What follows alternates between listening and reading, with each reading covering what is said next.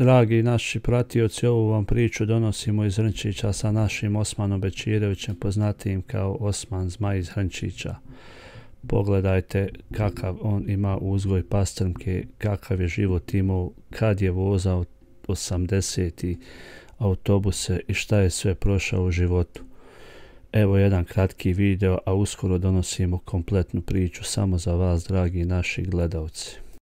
Gdje se, Osmane, ti završio Smoljet? U sred Beograda.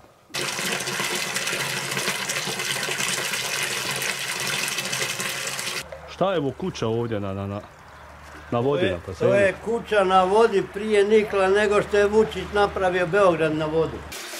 Dragi naši gledalci, trenutno se nalazimo sa Osmanom Bećirevićem iz Hrnčića, čovjekom koji je pokrenuo vlastiti biznis, uzgoj ribe i pastrmka samo, ili? Pastrmka, 4-5 mjeseci do 5 grama.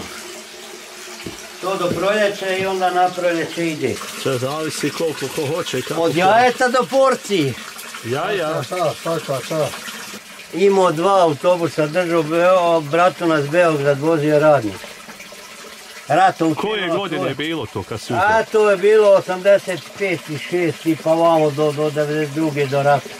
I zato što ne može u jedan da stane, jer to ima 35.000 komada. Sad trenutno? Pa ja. Ne može to da stane, mora da se rasporedi u bazene. Pa ja sam prije u skupštini bio Vučića i tamo. Gdje si završio Smoljet? Osmoljetku završio u Beogradu. A Vučić? A Vučić tamo negdje u Beškoj, tamo u Selendrama negdje oko Novog Sada. Samo znam da sam se rodio na dan žena 8. marta. A ništa bez vune ni čarapa? A ne, to živce liječi. Kako živce? E pa to morate pitati malo doktori zašto je to tako. Ne moraš ti da biraš, niti imaš škole, nemaš ništa i ti da biraš šta ćeš raditi. Ne more to ba, treba mozak, hoćeš da biraš, onda moraš ići u školu, moraš imati mozak.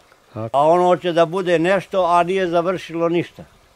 Tako. A hoće otmeno da živi, hoće auto, hoće automobitele, hoće ono, odakle, nema. Pa to ne može ni u Njemačkoj, ne može ni u kakvoj zemlji.